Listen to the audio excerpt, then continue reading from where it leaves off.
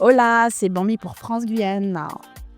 On est trop content de t'avoir avec nous aujourd'hui. Puis voilà, on va parler de ton album, de tes projets à venir, de tout ce que tu apportes en fait au niveau de la musique et surtout de ton album. Donc le 21 mars dernier, tu as sorti l'album Muse. Déjà, ouais. Là, ça fait un peu plus d'un mois. Je pense que c'est une fierté. Est-ce que tu es satisfaite du lancement de cet album? Oui, très satisfaite du lancement. Franchement, j'appréhendais un petit peu parce que je suis perfectionniste, je t'avoue. Mais étant super bien entourée, le lancement a été, on va dire, assez fluide parce qu'on avait beaucoup travaillé en amont, justement pour que ce soit le cas. Et donc du coup, moi je me suis énormément concentrée déjà sur la musique puisque sans musique, il n'y aurait pas eu d'album. Jusqu'à la direction artistique, on va dire, du projet aussi, tu vois, parce que j'aime beaucoup ça. À partir du moment où on a tout poussé, on va dire que l'accouchement s'est fait, on est content du bébé, on est satisfait. Pendant la période de grossesse, est-ce qu'il y a eu des moments où tu t'es dit peut-être que finalement ce projet il va pas voir le jour? Pas qu'il va pas voir le jour, c'était plus une appréhension de la façon dont il allait être reçu, tu vois. Parce que je me suis énormément lâchée musicalement. J'ai pas calculé, on va dire, ce que je créais. Je me suis vraiment laissée porter par mon amour que j'ai pour la musique. C'était un peu plus ça qui m'angoissait, tu vois. Je me disais peut-être que comme j'ai pas vraiment suivi les codes et que je me suis pas fiée un peu, on va dire, à ce qui se fait, peut-être que mon subconscient, oui, mais mon conscient artistique, lui, c'est vraiment focalisé sur ce que j'aimais, tu vois. Et donc, du coup, quand c'est comme ça, tu te demandes si le public va te comprendre, s'ils vont adhérer un peu aux prises de risques que j'ai faites, tu vois. C'était un peu plus ça le challenge pour moi. Parlant de casser les codes, la semaine qui a suivi l'introduction de ton album, tu as été invité sur Skyrock, tu as été l'invité spécial pendant toute une semaine, c'était fou. Énorme. Et en fait, c'était pas Planète Rap, c'était Planète Dancehall. Ouais. Donc, je voudrais savoir si cet exemple de cassage de code, tu en es fier aujourd'hui. C'était un rêve. C'était un rêve. Un rêve que je n'imaginais même pas possible puisque ça s'appelle Planète Rap de base. Et puis deuxièmement parce que le style de musique que je fais est rarement réellement valorisé, tu vois. Il faut toujours être un petit peu dans les codes français pour espérer rentrer sur des radios françaises. Il faut toujours, on va dire, presser le titre d'une certaine façon pour espérer qu'il fasse une entrée nationale. Et de voir qu'on m'a consacré toute une semaine pour la sortie de mon album, je me suis dit, mais c'est une blague, genre, pincez-moi quoi en fait. Tous les jours, j'étais choquée et je pense que ça s'est ressenti. Ma joie s'est vraiment ressentie sur Planète Rap parce que c'est vraiment l'état dans lequel j'étais, tu vois. J'étais vraiment contente en fait, très fière, très contente pour moi, pour mes équipes, pour les personnes que j'ai invitées aussi, que j'ai voulu mettre en avant. Et c'était énorme, je me suis dit, moi, Bambi, j'ai eu mon Planète Rap, a.k.a. Planète Dancehall, choquée. Tous les jours, j'arrivais là-bas, je disais, c'est mon moment, bizarre, tu vois, c'était fou. Et tu as réussi à envoyer des collaborations avec des artistes mais tellement différents. Ouais. Je vais même pas les citer, mais toi-même tu sais. Pourquoi être allé chercher aussi loin et aussi autant à gauche, à droite? Pourquoi en fait? Honnêtement, c'est que l'univers qui a décidé. Moi, j'ai fait de la musique, comme je te disais, je me suis concentrée à créer des chansons déjà seules. Et ensuite, les collaborations sont vraiment venues à moi, en fait, tu vois. Il y a des collaborations que j'ai cherché à avoir, que j'ai pas eu le temps d'avoir et que du coup, on n'était plus dans les deadlines. Donc, ce sont des collaborations qui, j'espère, arriveront par la suite. Mais toutes les collaborations présentes, par exemple, Busy Signal, Poplan, Fields, Tamilia, ce sont des collaborations vraiment du feeling, tu vois. C'est-à-dire qu'à un moment donné, on a eu l'opportunité de, par exemple, faire Busy Signal grâce à Walshy Fire de Major Lazer, qui, à la base, c'était un titre pour lui. Et comme il est adorable, il m'a proposé de garder le titre pour moi, pour le mettre sur mon album, parce qu'il savait à quel point ça allait me donner du poids par rapport à l'album. Donc, j'en suis très reconnaissante. Franchement, merci Walshy pour ça. Fields, je l'ai rencontré au Trace Awards. Ok. Et du coup, c'était à Kigali. Et du coup, on a eu un feeling. Ouais, c'est ça. On a eu un gros feeling et il m'avait vu sur scène. Il avait apprécié. Donc, du coup, on est resté en contact. Et on s'envoyait des titres et tout. Et un jour, je lui ai dit, j'ai une chanson pour toi. Je pense que ça pourrait te plaire. Pourquoi pas un feat? Il a posé direct. Et pourtant, c'est une grosse star, tu vois. Moi, je suis plutôt du genre à privilégier les collaborations qui se fie à l'artistique, tu vois. Et ça a été fluide. Tamilia, pareil. Poplan, pareil. C'est que de l'artistique, donc je suis fière de tous mes featuring, ouais. On parle de collaboration, il y a un point hyper important, en plus en tant que Guyanaise sur lequel je veux que tu reviennes, c'est le fait d'avoir pu incorporer à la fois Christiane Taubira et puis même Montserrat dans ton album, dans ta création. J'ai besoin que tu parles de ça. Franchement, j'adore le Kaseko. Je trouve que ce genre musical est hyper puissant, pas assez reconnu, tu vois, c'est-à-dire qu'on connaît beaucoup le gros cas, le belay qui viennent des Antilles, mais très peu de personnes parlent du Kaseko qui vient de chez nous, qui est au rythme de la Guyane, au rythme de nos tambours, tu vois. Et je me suis sentie légitime pour mon premier album, en tant que Guyanaise, de faire découvrir aux personnes qui allaient consommer mon album les rythmes de chez nous, tu vois. C'est ça que dès le début... Et ouais, dès le départ, dès l'intro, c'était Montserrat obligatoire. En plus, t'es parti en amapiano. C'est ça. C'est incroyable d'avoir... L'amapiano, c'est la vision d'un membre de mon équipe qui est présent dans la pièce, Josué. C'est-à-dire qu'il a écouté le titre en lui-même et il a envoyé ce titre à un beatmaker avec qui il travaille qui s'appelle Fali. Et ils ont eu la vision de, comme ils savent que j'adore l'Afrique et que j'ai une connexion particulière avec l'Afrique, de faire cette espèce de mix. Quand ils m'ont envoyé le titre, je lui ai dit, mais qu'est-ce que vous avez mis dans ça? J'étais choquée. Le mélange. En fait, c'était comme si c'était un cri de mon âme, sans que je sache en fait comment créer ça, tu vois. Déjà, le titre Bève d'Ambois a été reproduit par des jeunes du pays. Tout a été chapeauté par Ancyclette, Big Up Ancy, qui est un jeune Guyanais qui s'acharne à maintenir la culture du Kaseko au pays. Donc, il a fait appel à une association. Et il a fait appel aussi à une chanteuse qui chante comme Montserrat, qui a chanté avec moi sur le titre. Et c'était vraiment des jeunes, ils n'ont pas plus de 18 ans. Et ils ont reproduit en live, quoi. Et c'était hyper émouvant.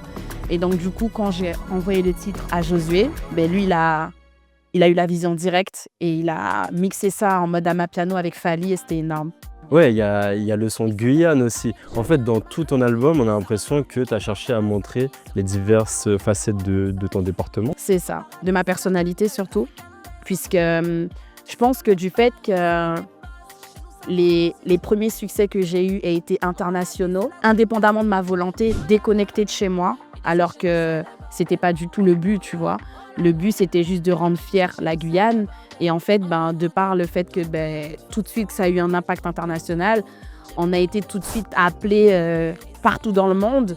Et ça nous a un peu éloignés de là où on vient, de l'essence même du pays, alors qu'en réalité, c'est de chez nous que vient l'essence et c'est de la Guyane que viennent toutes les inspirations que j'ai, tu vois.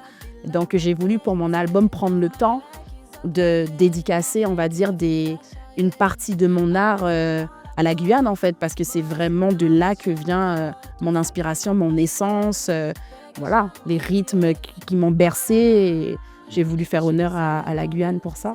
J'ai une question à te poser, Bambi. Entre celle qui a tout pété en 2015 et celle qui sort Muse aujourd'hui, c'est quoi la différence? La conscience, la pleine conscience.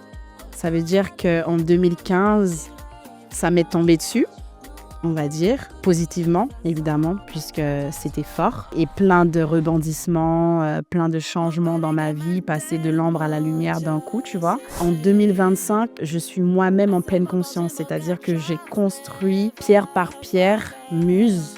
Et du coup, c'est une sensation différente, tu vois. C'est-à-dire que c'est un espèce de... C'est comme on disait, hein, une grossesse et puis un accouchement et puis voir son bébé grandir et lui donner, on va dire, les armes pour pouvoir faire son petit chemin tranquillement, tu vois. C'est la différence. Mais en tout cas, des deux étapes, plein de reconnaissance, tu vois. Plein de reconnaissance, de gratitude. Ton bébé, tu veux qu'il ressemble à quoi quand il aura 6-7 ans et qu'il va rentrer à l'école? La joie de vivre. La joie de vivre, l'humilité, la sincérité, la pureté, l'amour pour la culture, cette espèce de mix entre de là où j'ai grandi et des personnes que j'ai pu rencontrer, des différentes cultures qui ont pu m'influencer. Une petite boule d'amour, pleine d'énergie, solaire, tu vois, quelque chose de très positif. Un enfant très positif. S'il y avait une seule musique, là on a 3 minutes devant nous, tu nous fais écouter quoi? Je sais pas. C'est chaud. un dilemme. C'est un dilemme. Je vous fais écouter quoi?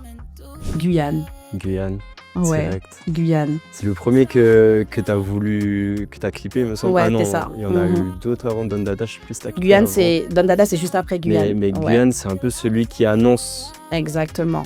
que La tu carte vas d'entrée, vraiment ouais. envoyer quelque chose C'est devant. ça, exactement. C'était un peu le passeport que j'ai montré pour introduire l'album. Ouais, c'est ça, Guyane, je pense. Maintenant, la suite, tu l'envisages comment? T'as envie de voir quoi sortir de ce premier projet? Franchement, déjà, j'ai de très bons retours. C'est-à-dire que l'album n'a que 1 mois et demi. J'ai de magnifiques retours. J'ai des retours de personnes, d'artistes, de professionnels du coup, qui sont hyper contents de m'avoir vu sur des styles différents, de m'avoir entendu sur des styles différents. J'ai des retours de professionnels de l'image qui sont trop contents de la direction artistique du projet.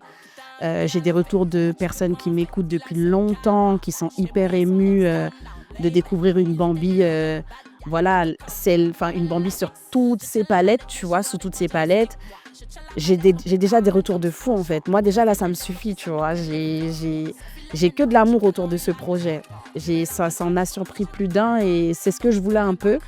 Et comme je disais, j'avais peur, entre guillemets, que ça surprenne du mauvais côté, du mauvais sens. Mais là, je suis très contente que les gens aient compris qu'en La fait, je suis une diversité, artiste. c'est quelque chose qui a plu dans ton album. Voilà, Pour faire simple. exactement. La diversité tout en étant cohérente, tu vois. Parce que mon album est perçu tout comme je l'ai travaillé. J'ai voulu être complète. J'ai voulu montrer quelques palettes de ce que je savais faire tout en gardant une cohérence pour pas partir dans tous les sens non plus.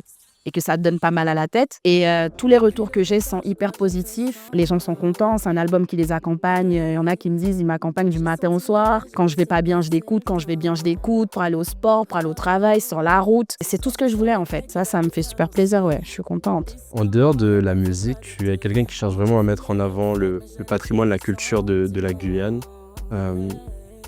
Ton album, tu penses qu'il va dans ce sens ou il y a quelque chose d'autre à en tirer? Oui, il va dans un sens... il va dans le sens assez, on va dire, culturel, tu vois, mais tout en restant moderne, puisque j'ai fait du zouk, j'ai fait des titres dancehall, des titres un peu plus pop, des titres vraiment street, tu vois. Je fais pas mal de styles avec lesquels moi-même j'ai grandi, tu vois, avec lesquels moi-même j'ai grandi.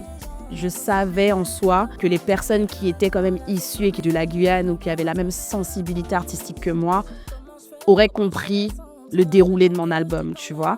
Et du coup, c'est comme Pampis qui, lui, était au studio même pendant que je produisais, parce qu'on a le même studio d'enregistrement. Et quand il est venu au moment du mix, donc du coup, il avait écouté l'album quand même avant tout le monde.